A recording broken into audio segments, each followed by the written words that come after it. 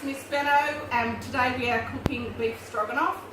The channel is youtheducationservices.com.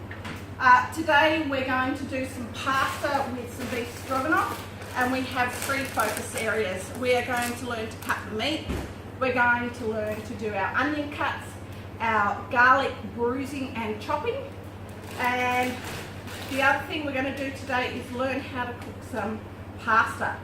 So in our pasta we need to make sure that our water is boiling, which it is. We need to add some salt. We're going to put some spirals in. The thing that I need to do with pasta is to make sure that I have a lot of volume of water for my pasta. As soon as I put my pasta in, I need to stir it. You call yourself pasta, you're not pasta. I stirred it well. Okay. Some things don't change. So the next thing I need to do is get the rest of my mise en place basically ready before I cook. I'm going to start with my veggies and then I'm going to work my way back to the meat, because once I've cut the meat I can then cook. You can see the pasta is on. It's going to take approximately 15 minutes. It's the first thing you need to do. Once you've got the boiling water, put it in, then get started on everything else. Okay, so I've got some beef stock, some sour cream. Please use the thick sour cream, don't use the thin, and don't use the light. If you use the light it separates and we don't want that to happen. I've got some oil to start. I'm just going to put a dash in there. I'll keep it just in case we need it. I've got a sachet of tomato paste. Depending on how much meat I've got, I'll most probably use about half that. You can use normal tomato paste. Don't use tomato sauce, okay? The concentration of tomato isn't there. I've got my seasoning, salt and pepper. I've got my onion and I've got my garlic, and then I've got my beef. Finally, I have a little bit of red wine. I don't think a beef stroganoff is a beef stroganoff without a dash of wine. Remember, when we're using wine, you need your parents' approval to do it. And once we heat that wine, that alcohol is then out of it. So it just adds that beautiful flavour for us. I've got some spring onions that I'm going to use for my garnish on the top, and we can use a variation of them. First thing I'm going to do is my mushrooms. And I've got, I think I said about 300 grams.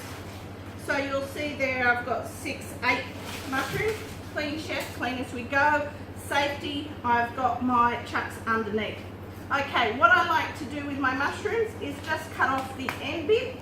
Today they are actually mass produced in very well ventilated rooms, so we don't peel them. I then cut off the end. I just want to make it so that it's flat. Once I've done that, I'm cutting it up, and I'm using a bowl to keep all my mushrooms together. So again, chop off that bit. I use the stalk because the stalk, you won't even know it's in there, but it will add the flavour.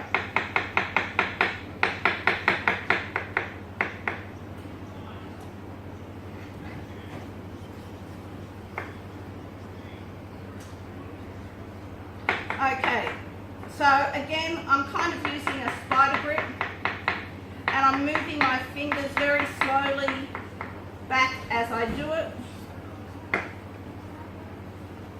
Beef stroganoff is a beautiful, creamy dish with beef. If you're vegetarian, we've just discussed the options of maybe using the vegetable sausages and cutting them up. Okay, a lot of people like to actually core the mushroom and throw them out. Mushrooms have a lot of vitamin, I think it's D in them, so I don't like to waste any part of a vegetable. So even the stalks I cook with. Okay, you're seeing that I'm trying to make them all the same consistency. A lot of people go and start cutting the beef first. The problem with that is once you've cut the beef first, you're going to cross-contaminate your board. So I like to leave my proteins to last, if at all possible. You can see that my pasta is boiling. I definitely don't want my pasta simmering. I want it boiling so that the pasta pieces can separate and get that beautiful hot air. The heat transfer method is conduction. It's in a sauce on heat, but we're actually cooking through convection, which is the hot water going around the pasta. We will be using conduction for our beef stroganoff, and it is a moist heat cookery method of stewing.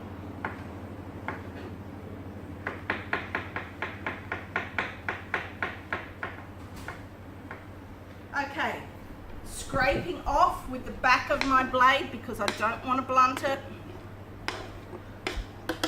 That's one part done. I'm going to leave that until last whilst it's cooking because that'll be my garnish on the side. Okay, so let's start with some garlic. I like it quite garlicky. We'll see how we go with these. Again, you need to make sure that the lip of your handle is not on the board. You're using the heel of your hand and you're bashing it. And then your garlic should literally just come out of its cover.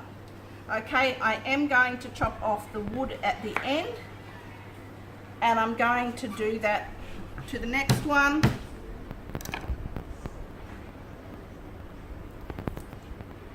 And you see the peeling of the garlic is really quite easy if you do it that way. Yeah, I'm going to do another garlic. I think you guys can cope with it. So cutting off the end.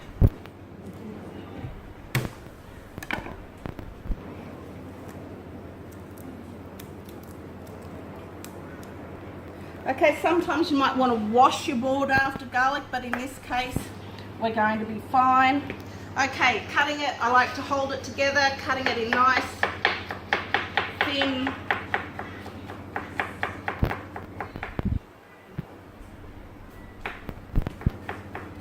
strips, and then we're going to be chopping.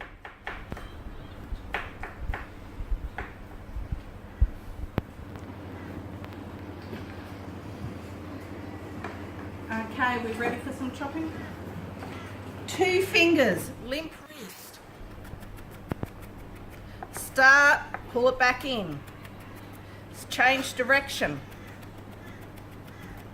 Okay, I don't use a garlic crush. I find that by the time you've got the garlic crush out, the 3 hours it takes to clean, that this is a much better option. Okay, again, this is still all my preparation work, so that when I start cooking, it's going to be all ready to go. So you want it around about the same size. This is the skills that I'm really going to be looking out for this week.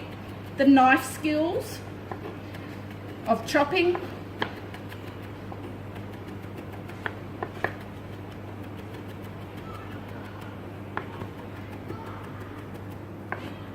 Got a couple of big pieces there. I'm just trying to work them down. Putting it in, but you can see I've got some nice looking garlic now.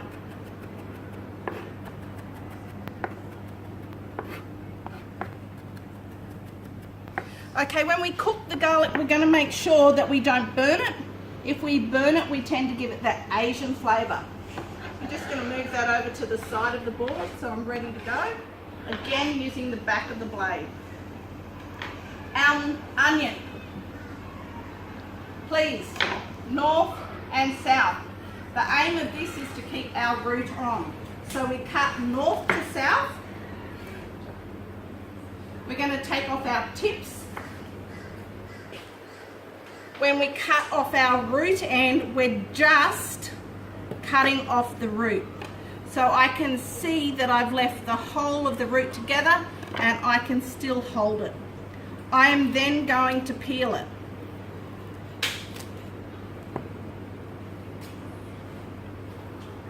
If you're in a professional kitchen, sometimes they peel all their onions before allowing them into the main cooking area for HACCP reasons, and that is to stop the cross-contamination of the dirt in the roots. Okay, so again, I'm peeling my onion.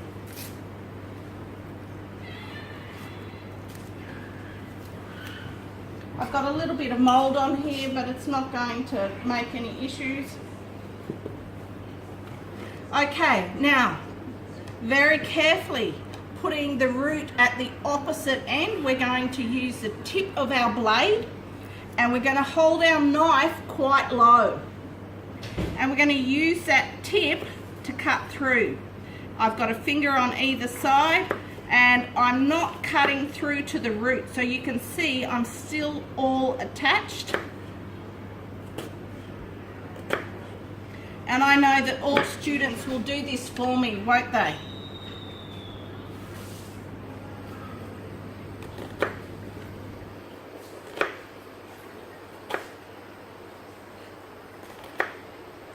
Okay, again, it's complete. And I'm just putting my knife in. Now, spider grip. I put it on, I bend my knuckles forward, and I cut. I'm holding with my little finger and my thumb, and my blade comes and rests, and I'm just moving my fingers slightly.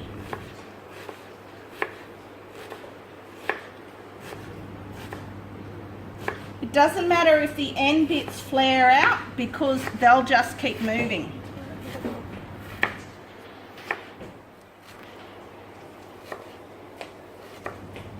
Okay, my root goes into there, and I'm starting on my second one.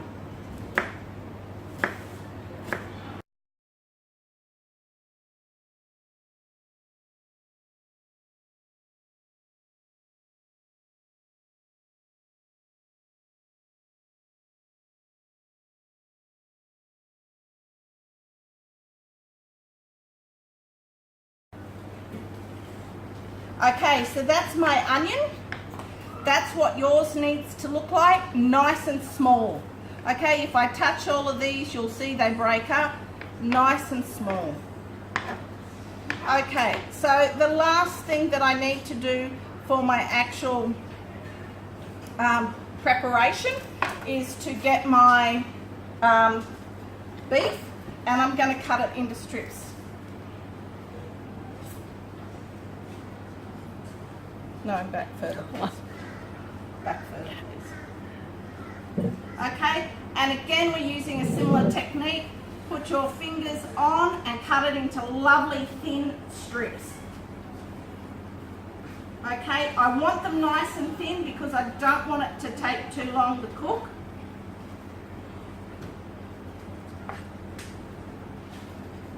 Okay, can we stop there?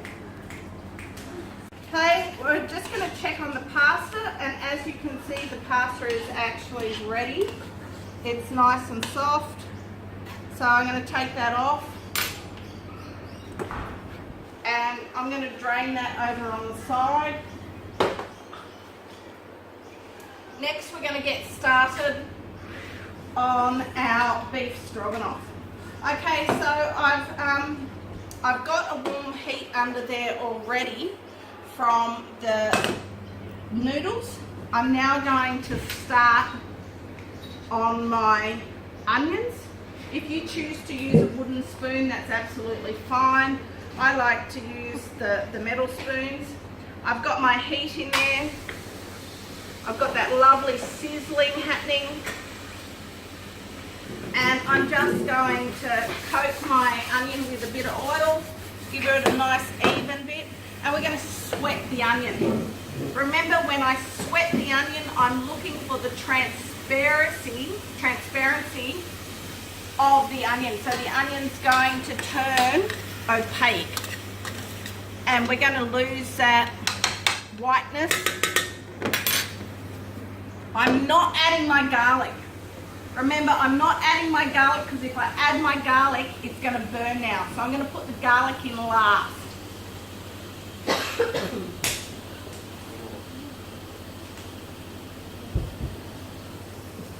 my plates are gone.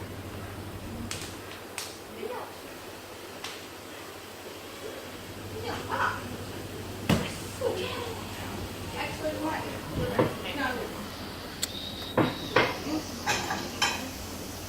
So my onion's cooking. I'm going to keep giving it a bit of a stir or a toss. I've got my bowl ready to go. I'm going to put my pasta down.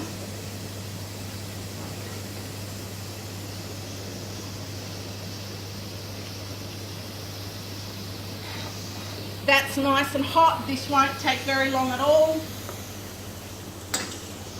Wiping down my sides.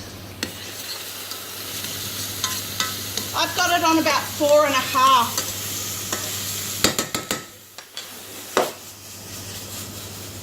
Again, I can just start to see the transformation happen with my onions. I can smell it starting to happen. At this particular stage, if you start to see it to boil, you need to add just a tiny bit more oil. Okay, the oil that I've added should be fine though, and I'm continue to sweat out those onions.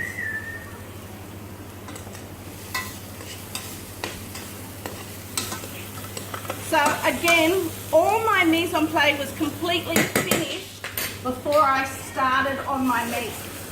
I have everything that is ready to go.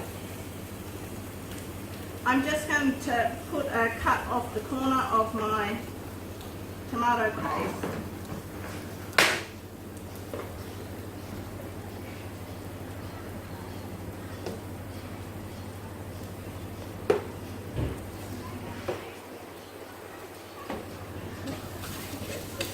Okay, just wait for those onions, nearly done. I am going to put a little bit more oil. You can see a little bit of that starting to burn.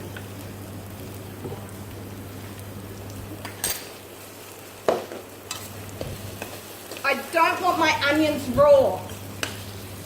If my onions are raw, we'll get a completely different flavour coming through. Okay, nearly done. Look at them. Okay, when I think they're nearly done, I'm going to add my garlic and give it a bit of a toss.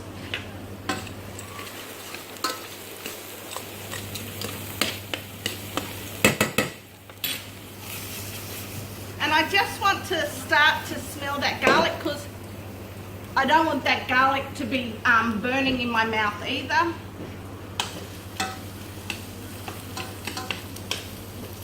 That's starting to look really good. I can smell that garlic coming through.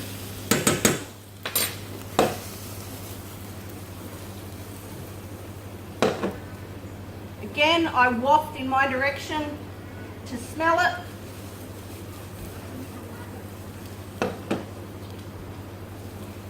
And I can just now start to see the garlic start to change colour as well. When they're lovely and transparent like that, I'm going to add my beef.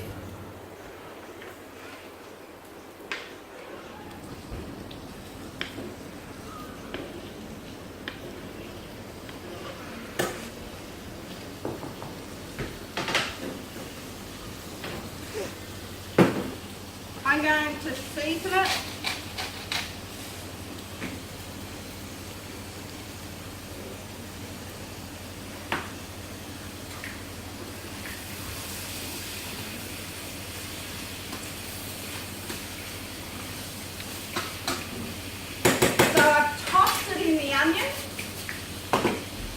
I'm just going to keep tossing it. Clean, chef, clean as I go. What I'm actually doing is literally sauteing. I'm covering it in fat and just peeling the meat off. I don't add anything else until I've got my meat looking that all over brown. And I don't even mind if I get some of that brownness happening on the bottom because that'll give me the flavour. I need to make sure that I've got my mushrooms, my sour cream. With the sour cream, I'm going to do it a little bit at a time, because if I don't do it a little bit at a time, I'm not sure how much water is going to come out of these mushrooms, and I don't want to make it ultra runny. And I'm just going to add a dash of the wine. So as soon as I can see that the whole of that beef is brown, I don't want it overcooked, I just want it sealed or sauteed.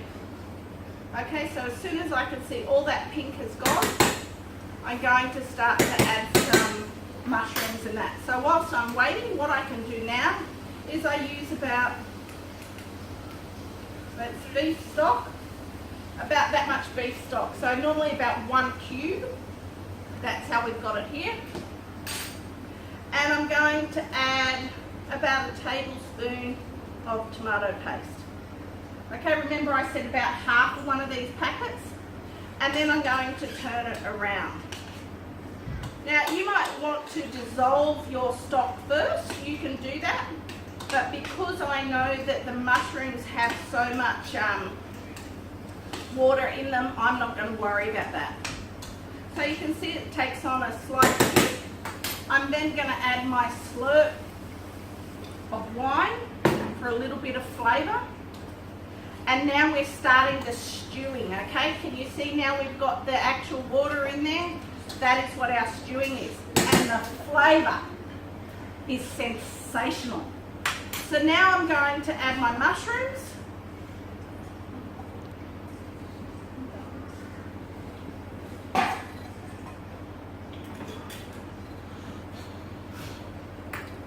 And I'm just going to quickly toss my mushrooms. And more moisture will come out of the mushrooms. So I just need to make sure those mushrooms are cooked. And for those of you who don't like mushrooms, mushrooms will take on the flavour in this case. They won't literally taste like mushrooms. They'll taste like the beef and the tomato paste, the onion and the garlic. And of course that little bit of red wine. Okay, whilst that's actually going down a bit, I'm just going to do my garnish. And because I haven't had time, I'm going to turn my board over because I don't want to cross-contaminate. So I'm going to put the meat side down. I'm cleaning my blade. And I'm just going to do some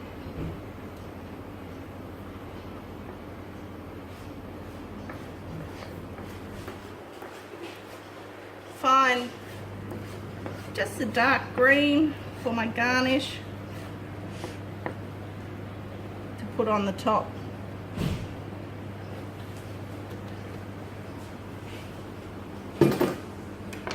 Okay, so this should be stewing up really nicely. If I want to at this stage, I can actually add a little bit of water, but I like to add the cream instead.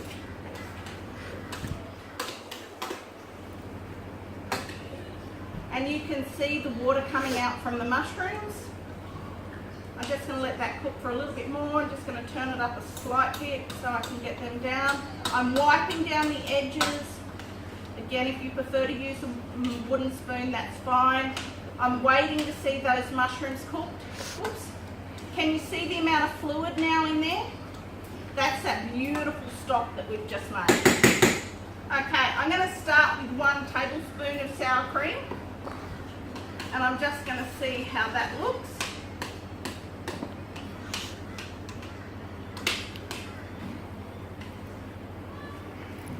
I think we can do with another.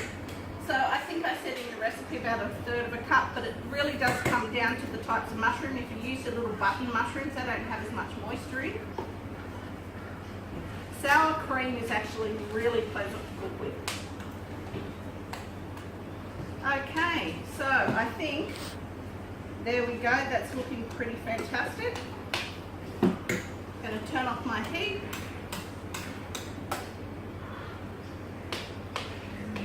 Beef stroganoff is also fantastic the next day when all those flavours have truly been released. Now the key to this is I have not overcooked that beef. So let's put some of this on here. I'm going to put some nice juices on there too.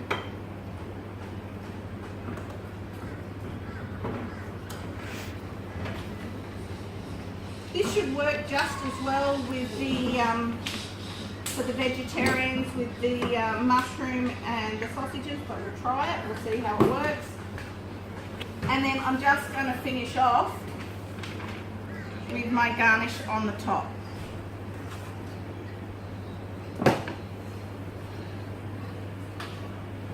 And there we have our beef stroganoff.